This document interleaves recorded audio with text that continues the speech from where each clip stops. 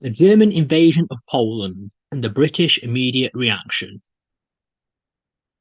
Never again is a phrase commonly connected with the First World War being used by the public, especially those who lost their loved ones.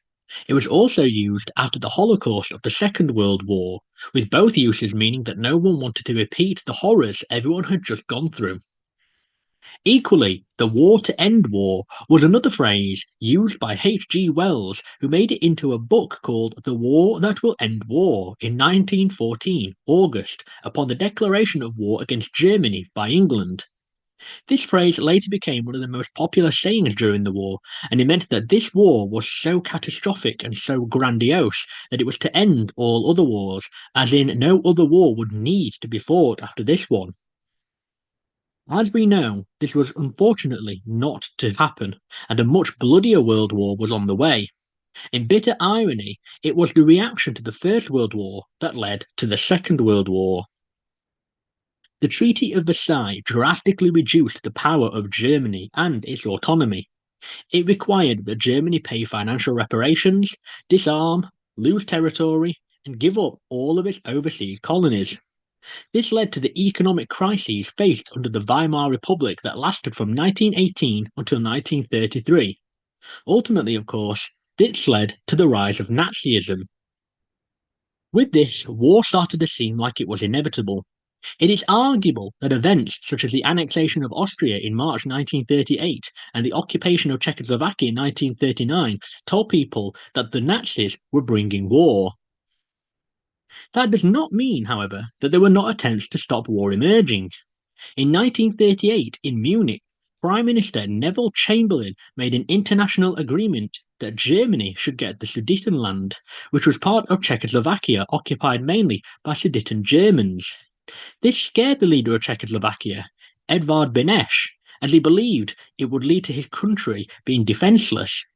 Nevertheless, the Munich Agreement saw Chamberlain hand the Sudetenland over to Hitler in return that he promised to make no more land acquisitions in Europe. Hitler had already broken some of the stipulations of the Treaty of Versailles, such as rearmament, mainly because he saw it as unjust and the cause of Germany's plight.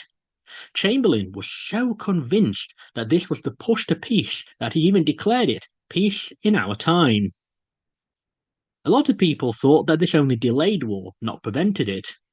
This was reflected by the pre-war preparations, especially in England, in anticipation of a war being brought to English soil. In 1937, the Air Raid Warden Service was created, with 200,000 people serving in it by the middle of 1938. The government knew that this war would affect civilians as well as soldiers. England started building new warships and increasing its armaments, as well as informing the general public about gas masks, blackouts, and rationing. They also learned their lesson from the First World War when Germany used U-boats to affect Britain's food supply and tried to starve them into submission. To this end, England established the Ministry of Supplies to ensure the war would not wholly disrupt food imports, as it nearly crushed Britain in 1917. Poland was the first target for the Nazis. They targeted Poland because it would be a strategic point for invading the Soviet Union. They also believed that claiming Poland was necessary for Lebensraum, meaning living space, and the Nazis believed that Poland should be an ethnic state for Germans and indeed was rightfully theirs. They believed that the Polish were inferior people and had to be exterminated, and that Poland should no longer exist, as a lot of Nazi science was based on eugenics, an outdated science that really shaped their racist and quite lethal and genocidal tactics. Poland believed invasion was coming since the 1920s when Hitler first started talking about the need for expansion. It was only until 1939, however, did the Polish elite and such fully believe that there was war and invasion coming. The signing of the Molotov-Ribbentrop Pact on the 23rd of August, named after German Foreign Minister Joachim von Ribbentrop and Soviet Foreign Minister Vyacheslav Molotov, was a non-aggression pact between Russia and Germany that also allowed the carving up of Poland between the two countries. Invasion was almost certain when the battleship Schleswig-Holstein arrived in the port of Danzig, a city that used to belong to Germany, and a city Germany desperately wanted back. On the 31st of August, the Nazis staged a false flag attack on Sender Gliwice, a radio station in Gliwice, Germany, now Gliwice, Poland. This involved German SS officers wearing Polish uniforms attacking the radio station, along with other incidents staged by the Nazis to justify their imminent invasion of Poland. On the 1st of September, German forces invaded Poland. The Schleswig-Holstein fired upon fortifications in Danzig. Army Group North attacked from the northeast, while Army Group South, alongside Slovak forces, attacked from the south. The Luftwaffe destroyed the Polish air forces with ease within days.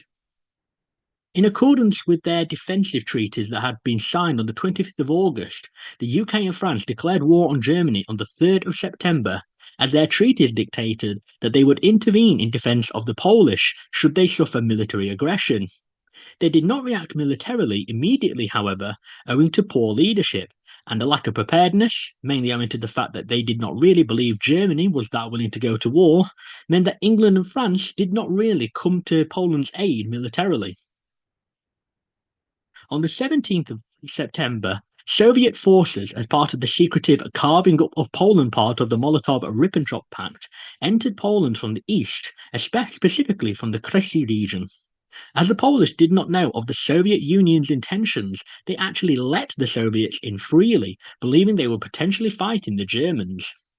As a lot of the Polish forces were desperately trying to repel the German forces on the west, there were barely any left to deal with the approximate 800,000 Soviet troops who had entered from the east.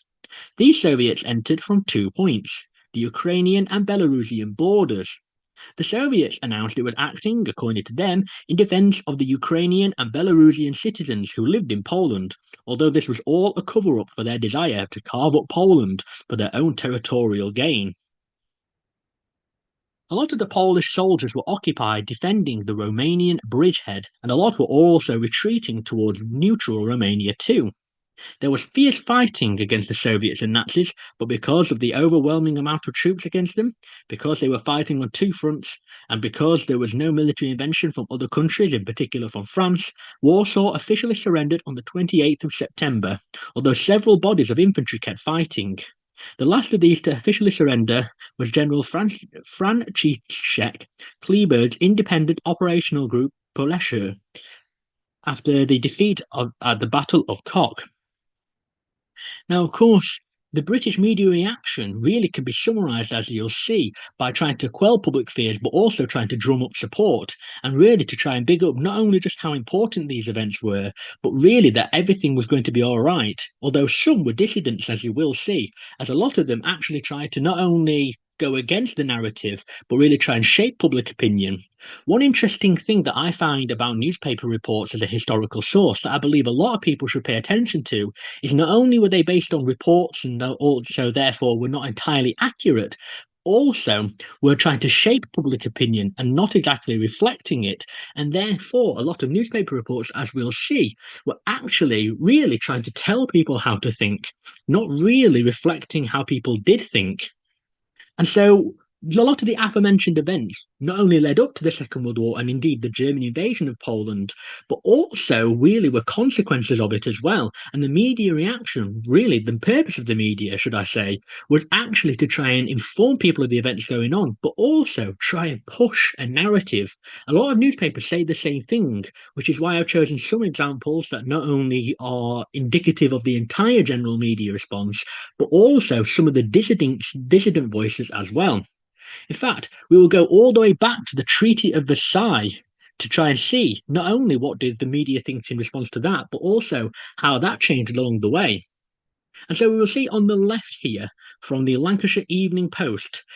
It was published on the 30th of June, 1919, and it said, "The coming of peace.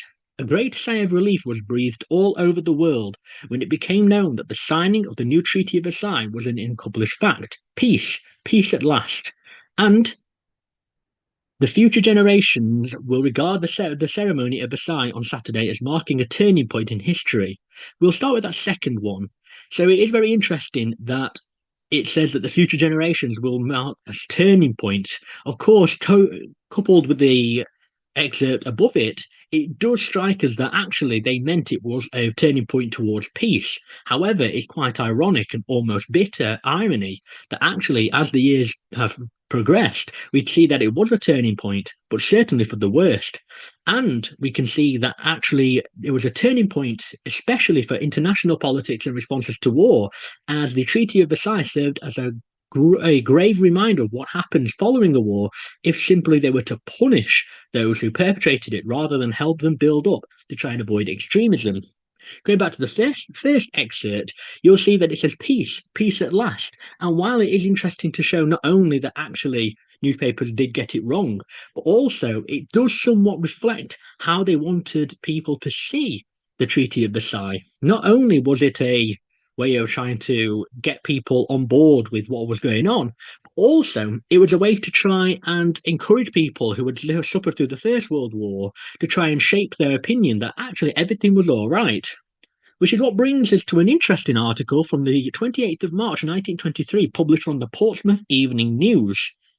And it reads, turning to the topical colonial question, Mr. Hanna described the Treaty of Versailles as a hideous mistake. It was based on the assumption that Germany could be kept as a secondary nation forever. Practically everything was taken from her, and she was stated to be unfitted to govern colonies.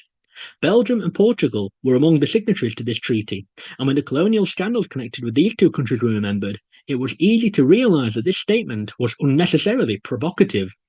Two alternatives. After the war, Germany might have either been broken up into a number of independent states or treated with the same generosity as France was after the Napoleonic Wars. The League of Nations was unfortunately still born from the first, as it was combined with France's traditional policy of alliances. Mr. Hanna said that the Allied powers must take a certain amount of responsibility for the rise of dictators because they refused to come to terms with the statesmen of the democratic Weimar Republic and thus gave Hitler his chance to rise to power. And so I find it interesting that as early as 1923, not only were the crises faced by the Weimar Republic actually coming to international light, so much so that they were willing to publish about it in newspapers, but newspapers were willing to go against the narrative that actually Germany now should suffer. And perhaps this was reflecting not only public opinion of what happened to Germany, but also that they should have learned their lesson from the Belgium, Portugal, and France following their colonial scandals and following the Napoleonic Wars, and really should have actually let Germany off a little bit or try to help rebuild, as it even showed that there was a rise of dictators. And it's almost quite creepy how good at predicting the rise of Nazism, the rise of Hitlerism, that actually was coming to fruition at this time, as early on as early 1923. We now move to the annexation of Austria. We'll see on the left here that there is a post on the 19th of March 1938 from the Dominica Tribune that says Europe disturbed as Germany absorbs Austria. So what is really, I think, interesting about that is it goes on to say about how Europe was disturbed and Hitler wildly cheered in New Province. So it says that while Austria were welcoming of him, actually Europe started to fear something. So as early as 1938, was there some fear that war was coming, and also that Germany was actually starting to return to its pre-1914 pro-war position, and actually that Europe was feeling it. But interestingly, and this is another thing that's noted, it only focuses just on Europe. It seemed that newspapers at the time were anticipating not only it to be only European, thus reflecting that European colonial mindset, but also reflecting the mindset that of the First World War, that the USA, wasn't actually going to get involved. We then move to the one excerpt below it, to the Western Mail, published on the 11th of March 1938, which says, plebiscite riots in Austria. Hitler sends orders to Nazis. Following outbreaks of violence in several parts of Austria yesterday over Sunday's plebiscite, disturbances took an ugly turn just after midnight here, when 10 persons were injured in a clash between Nazis and Fatherland Front stormtroops. So I think what's particularly interesting about this is it seems to go against a little of more the few details of the Dominica Tribune, where it says Hitler wildly cheered in new front provinces, which seems to indicate that not only was the Dominica Tribune not exactly reporting on everything, but that there were still pockets of resistance to Hitler taking over Austria, which shows that not even all the people in Austria were welcoming of Hitler, much against not only the popular narrative, especially from the Nazis, but also that there was a real fear that this was leading into something worse. And like following the First World War, the right to self determination of a country was really being felt by people who did not want Nazi control. We then move to our right, and we now come to the 18th of March 1938, the Belfast Telegraph, which reads, "The scales of illusion have fallen from many eyes, especially in high quarters. There is a new spirit stirring throughout the nation. It is not a mood of nervous or superficial excitement, but a widespread conviction, sober and solid. First, that the expansion of British defences must be pressed forward with a new and intense energy, and secondly, that our country must bear her part with the French Republic in a joint effort to avert a European war."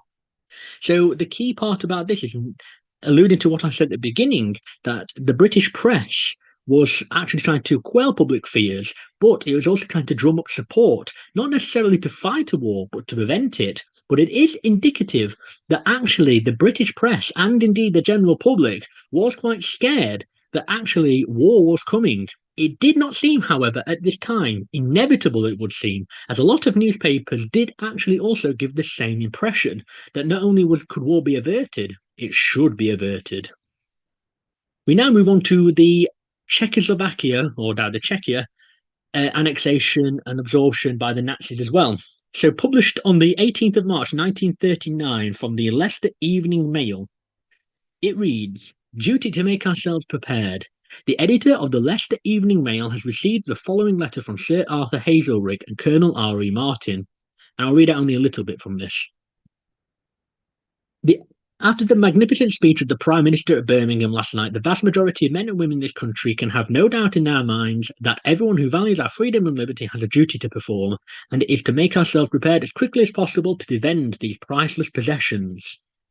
And I think really that is quite interesting to see that not only are they trying to drum up support by saying you, every person who values what your country has, must help, it also coincides with the pre-war preparation period as well. And thus actually it alludes and really coincides with a lot of what other media people were saying at the time, which is that actually war can be averted by growing the military, not attacking Germany, not trying to disarm, but actually building it as a deterrent. And some may argue that actually the problem there is that they didn't do it enough in time, or Chamberlain's path to peace, for example, which we will come on to, was actually the downward slope, as it seems that Hitler thought he could get away with anything. We move on to the second excerpt from this, which was by the Liberal attack in Leicester Parliament. And it comes to a point I've just touched upon. Mr. Halford said Mr. Chamberlain must be blind to the signs of the times, and by his policy has made Britain the laughingstock of Europe. And therefore, it not only a scathing attack on the Prime Minister, which was actually really starting to go against a lot of the media narrative that peace was achieved and against his actual goals of trying to achieve peace, but also really again trying to drum up public support. I will keep reiterating that not only were they trying to quell public fears and drum up public support, they were trying to shape the political opinion, the public opinion, and they did that because of their own political alliances and their own political biases as well. We then move on to a post by the Leicester Evening Mail, which was on the 21st of March 1939. And this is Law of the Jungle. Now, the text itself is quite interesting, but it was also very telling, really, of, and is also quite generic of the feeling of the time. For example, the threat of totalitarianism and the menace of dictatorships. Democracy cannot go forward except in unity. So, trying to show that there had to be unity with other countries and there had to be a push to repel it. It couldn't just be a passive thing. But really, Law of the Jungle is a very interesting one, showing that not only were they sort of backwards, but also that it was ruthless. This was a very anti-Nazi sentiment. It was very, very strongly anti-Nazi. There was definitely a feel that they did not want the Nazis to carry on with their expansionism, and it really started to paint in the public mind that Nazi rise was not only bad for them, especially for those in Western democracies, but also it was one that they should actively fight against, and it was against everything they stood for. Speaking of which, and speaking of Chamberlain, as I've just gone on about, we now move to the piece in our time. So on the Friday, the 30th September 1938, there is an excerpt on the left from the Liverpool Echo, which reads, "Peace in our time." Now, of course, peace in our time almost came as a bit ironic, as we see, as not even a year later, we actually saw war. However, at the time, it was deemed as a little bit of a small victory. And of course, we go to the Lord Mayor, and it's important what they've chosen here. It is a tremendous relief. The whole world owes to Mr. Chamberlain a debt of gratitude.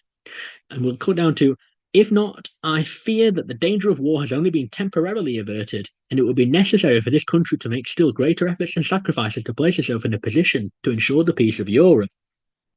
And thus, it is important to note that while this is not an opinion piece by the editor or a writer for this or a columnist, they are choosing specifically responses to Chamberlain's Peace in Our Time speech to try and show that actually what the elites or the ruling class wanted the general public to feel. And it is this idea of that actually we have peace in our time, we have this peace and this guarantee from Hitler, but we still need to do more. And so while it was trying to quell public fears, it was still pushing that pro armament, that pro building up defences, and that pro unity in Europe. Perhaps it was trying to influence other countries as well to say, actually, the rise of Hitler is bad for all of Europe. We must all stand united. We move over to the right now to the Halifax Evening Courier, published an article on the 3rd of October 1938 that reads, "Sir, I cannot share with many people the jubilation that prevails over the Munich settlement. To me it appears that the people of Britain allowed themselves to become keyed up to such a pitch of excitement that it was a gasp of relief that they realised war had been averted. Chamberlain hopes peace in our time, but facts indicate otherwise. Hitler has signed a scrap of paper which, judging by previous diplomatic standards, will only be observed if convenient. Just at the time when the German dictator was cornered, he gave in." And so I think what is really interesting about this is not only was the newspaper actively okay with sharing public opinion that went against this elite these elite ideals of we must all band together and actually peace has been chosen, but we must still go up. But also, well, it shows that their attempts to quell the public fears actually have gone awry, or indeed maybe it wasn't their intention at all to quell public fears. Now, this is also another interesting point, as we must remember with newspaper articles, newspapers' main intentions was actually to be sensationalist and also really just to try and show as many opinions as they can. And mainly that's because it would sell well and also not show that they were biased. And therefore, they might publish something like this as a way to try and stop people from really accusing them of any bias as well. And it is interesting, however, to me that at the time, not everyone was convinced that the Peace in Our Time speech or indeed the Munich Agreement was actually anything worthwhile. And it seems that they are actually quite good at reading the room, and that the general public was not just a bunch of people who could be told what to say and think, but indeed they all had their own thoughts. We now move forward to the 24th of August 1939 in a post by the Liverpool Daily Post. Now, they published von Ribbentrop confers with Molotov. Long talks begin 2 hours after arrival in Moscow. Pact terms still a secret. So the reason I think they posted about this, and they made a publication and an article about this, and the fact it made headline news, was the fears that the Soviets and indeed the Nazis were conferring, especially that they highlighted the fact that the pact terms are still a secret. I think that's very important that they highlight it was still a secret, as not only did it really indicate the fears of this pact, but also it just goes to show that at the time, international politics actually weren't nearly as open or democratic, especially between these countries, as it is today. We then move to the right, where we see the Daily News London publishing on the 26th of August 1939 a picture here with Stalin in the back, and it said World History was made. Now, what's quite interesting about this, I think, is that it still has that fear of the unknown, but it is known that something big has and is happening, and therefore, being so close to the outbreak of war, to the invasion of Poland, it's really telling that actually no matter what, people still knew that the Molotov-Ribbentrop Pact meant something very important, even if they didn't know what just yet. We then move to the Daily Record publishing on the 28th of August 1939 the AA guns, anti-aircraft guns, out in Danzig. Danzig's military forces brought their anti-aircraft guns out of hiding today and stationed them on open fields around the Free City. It was known as the Free City of Danzig. This is the latest in the military moves preceding an Anschluss with Germany, something all Danzigers expect in a very short time. The streets today were crowded with people, both civilians and in uniform. The loudspeakers, which were erected at all principal points yesterday, blared out military marches. The officials at the Polish Commissariat had moved their residence to Gdynia. They travelled back and forward to their offices in Danzig. The German training ship Schleswig-Holstein, the former battleship which is lying half a mile from the Polish ammunition depot on the Westerplatte, is proving a popular attraction for sightseers.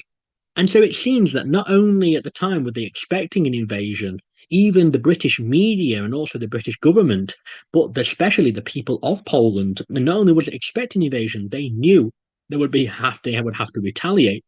There was, of course, no mention right now of the Soviets. It was all focused on the military preparations and the civilian reactions to the German ship of the Schleswig-Holstein.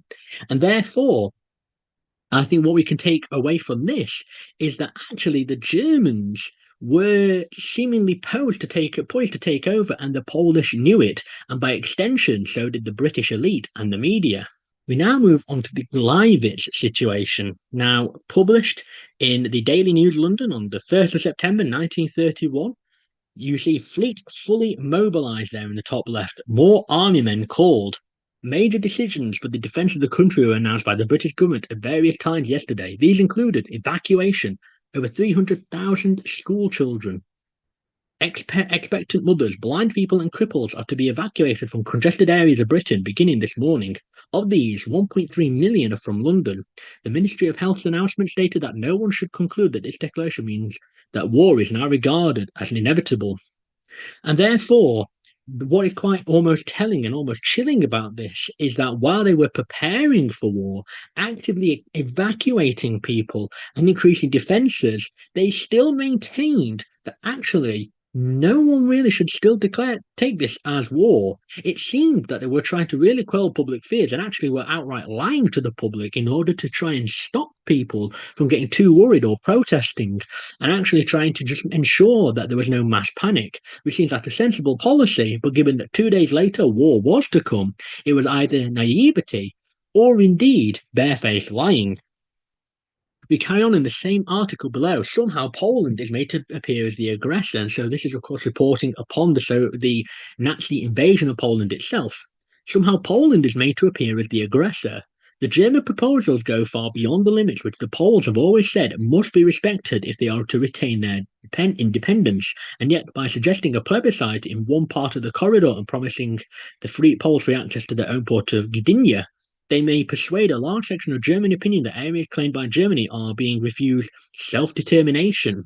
So, of course, self-determination, the right to your own country and to rule your own country, of course, is one of the major talking points following the First World War and, of course, following decolonization after the Second World War, the country's right to be its own country. And, of course, this is quite a reflective of the actual truth that, of course, Germany was framing Poland, and of course, the public opinion of German framing Poland. But it is almost quite provocative in the sense that it is actually saying, no, Germany is clearly making Poland out to be the aggressor when it's clearly not. And it's all for read, smoke, and mirrors. So it's actually really kind of calling Germany's bluff on this one. And it is quite interesting that they say, why is this tantamount to an invasion? It's clearly wrong. So it is quite indicative that actually a lot of the governments and the rest of Europe saw this as, frankly, barefaced lying. And then moving on to the right, we see in the Edinburgh Evening News on the 2nd of September, unequaled in brutality. Today, no one anywhere in the world can have the least doubt as to the aggressive aims of Germany, who wanted to trample underfoot the elementary principles of international life. German aggression has thrown off its mask. It is perhaps better that Germany should play an open game. And so, of course, it goes on to tell about the rest of the war. But it does seem, again, to echo the views that not only was Germany acting aggressively and it was Germany doing it, but actually that it should really come out and say it rather than pretend Poland was the one doing it. Now, of course, there may have been reasons why they pretended, mainly to make it so that way they had a legal right to war, but also perhaps that way they could then frame it to their own country, that they were the ones just defending Germany's might and Germany's right to self-determination. And of course, it ends with a very apt and very poignant. No one in the civilized world has any doubts who the aggressor is. Again, it's quite interesting that the elites and the media were trying to shape British opinion and tell the truth that actually it was Germany doing this, which is actually almost tantamount, really, to war, as it is standing up and saying, no, you are in the wrong and we are challenging you. And it seems at this point that even the media was starting to admit that war was coming. We then move to the Birmingham Mail, published on the 2nd of September, and it is really about the Polish invasion itself. So you see quite an interesting map on the left there, Germany's attack, showing just actually the locations of which forces were entering Poland and from where. And it's quite interesting as well that it shows not only, it's quite an important document, I think, because it shows not only where they were going, but who else was joining them. Specifically, it shows actually Slovakia, reminding us that Slovak forces actually were a part of it. But as I always say, even up until this point, it doesn't mention anything about fear of Soviet attack. The media and indeed the Poles themselves actually were solely focused just on the Nazis. They did not at this stage really say anything anywhere about fear of a Soviet invasion. So therefore, not only were their fears of the pact and its secrets, the Molotov-Ribbentrop Pact, really coming to fruition behind closed doors, but it just goes to show that actually they had a right to tell people that this being a secret pact was something to be scared about.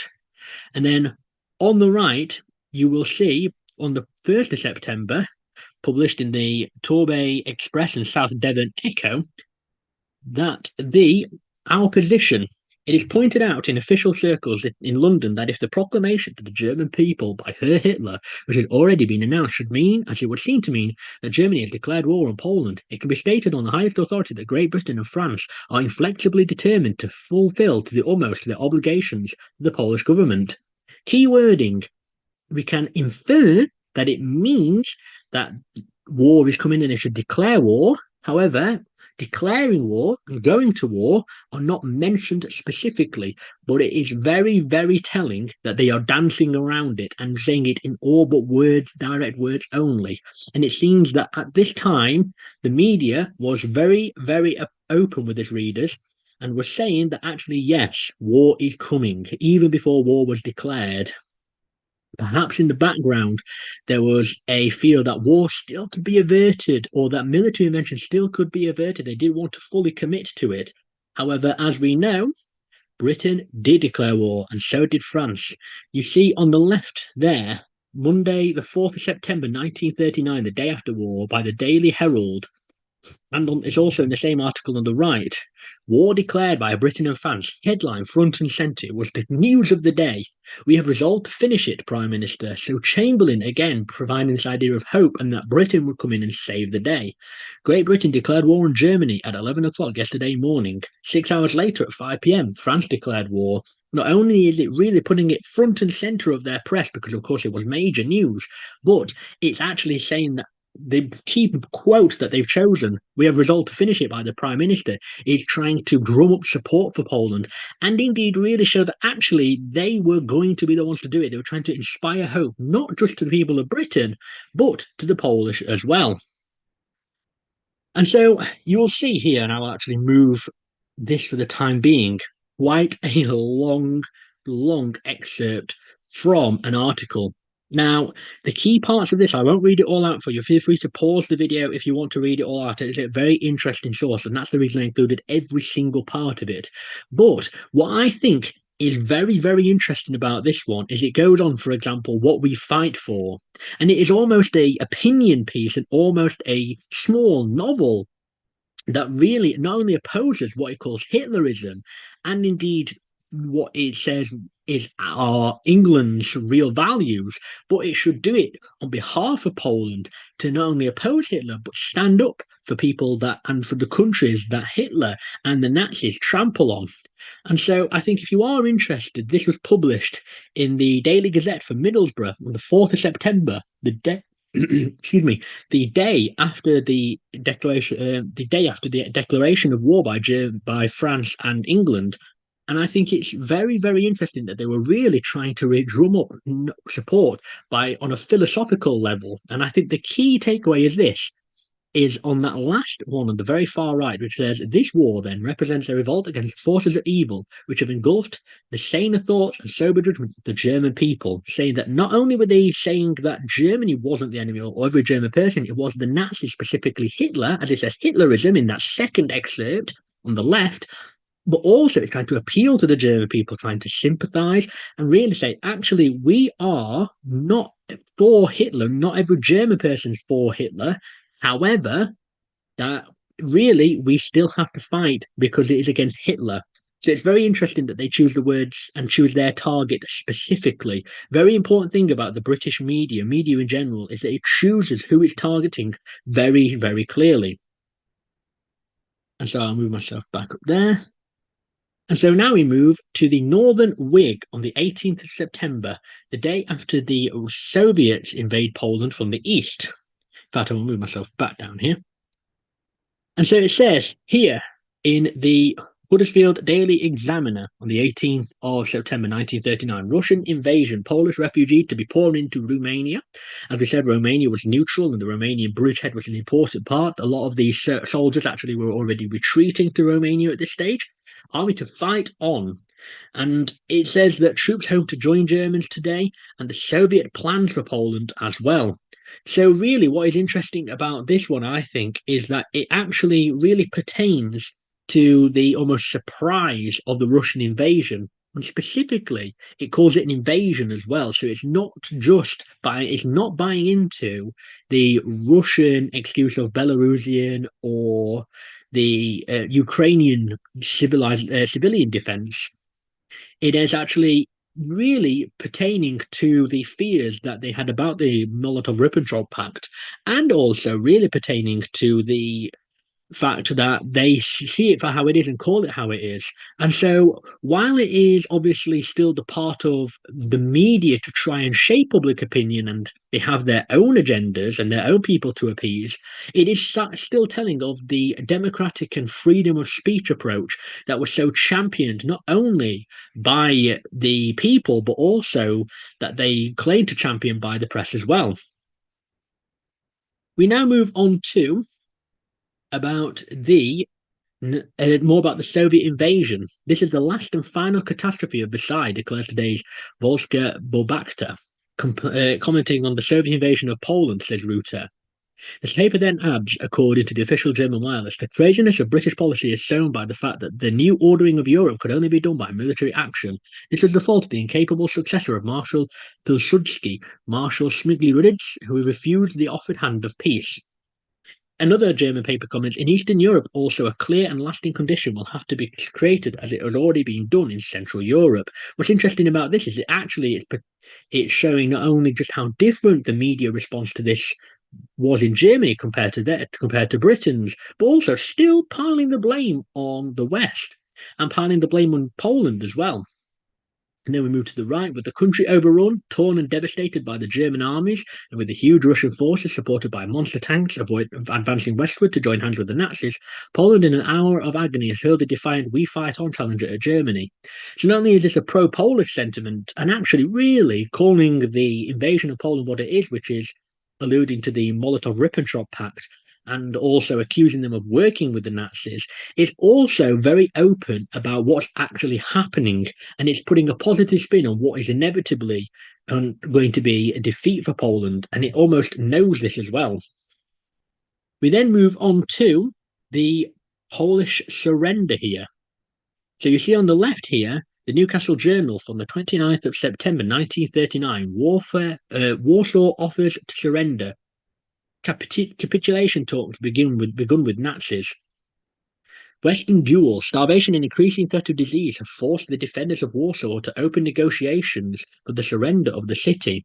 So, of course, they put this forward to not only really show that actually the situation was dire for Poland and need to be open with their reporting, but it calls it particular capitulation talks. And so it does say that actually Warsaw and Poland was and has fallen. And so it is quite alluding to the public opinion, the public fears that Poland had fallen to the Nazis, and really that the Nazis had won. But it wasn't necessarily pro-Nazi, is a key point there. And then on the right, we see from the Daily Herald on the 2nd of October, government ordered panicky flight. Millions of Poles are convinced that the army they were so proud of never lost the war. The government did, they said. And I think what's quite interesting about that one is actually it's quite scathing of the war and particularly of the Polish government. And it's actually putting a lot of the credit at the Polish army, the Polish people. As it even says there in the second excerpt underneath it, the Polish people withstood in a wonderful manner the test of nerves before the war began. Their morale was not broken by the inhuman bombing of open towns and helpless civilians. Not only is this an interesting thing to report upon to try and get public morale, not only for the Polish and against the Nazis by showing what sort of inhuman things they did, but again, it is support for the Polish people. And this excerpt is anti-Polish government. The government lost its nerves when on the fifth day of the war, the signal was given for a panicky flight from Warsaw, a very scathing review of the Polish government response, and is actually, I think, quite indicative of how people felt, not just the media, but how people felt about the Polish government's response to it, and laying the blame for not only a lot of the defeats, but also really for the fact that Polish people were not to blame, it was the government. And it's quite interesting to show that even this early on in the war, there was actually some level of disdain and some level of international sort of spite towards the Polish government when they always claimed unity. And therefore, I think this is a fantastic one to end on because it does go to show that a lot of modern views of government versus people haven't really changed. And thus, this brings us to the end of the British media response. And there are two things I want to end on. Is number one is that there were thousands of articles, all echoing very similar opinions and very similar headlines, and all put a lot of them centre of front and were really mainly all saying the same thing, which is very indicative that aside from a few dissenting voices and a few details here and there, the British media response to a general event like this and other events I've covered is that the British media always wants to seemingly create a narrative, as the general public is not a group of individual nuanced viewpoints and people. It really is just an agreed upon narrative. And the British media not only wanted to help shape that, but also try and sell more copies, reflect any changes as well. And number two is that we can then apply this to the tragic and to the worrying times that we're living through right now with war going on in Europe and such. And therefore, I think it's very interesting to note that the British media never really changed their tune when it comes to declaring potential threats and the oncoming of war. And even up until 2 days before the UK, even a day before the UK declaring war, there was still some sentiment in the British press that no, war is not coming necessarily, but prepare for it. And I think these lessons of prepare for war are things that we can look for now. And I'm not fear mongering. I'm not saying that war is inevitable or will be coming, but I think, as I said all the way in the beginning, never again is a phrase that was commonly used. And if we can look at the mistakes made, not only following the First World War at the Treaty of Versailles, which we've looked at together, but also in the lead up to war with the threat of disarmament and the impact of allowing tyranny to run riot, it then just lets democracy be trampled over. And ultimately, that price has to be paid with blood.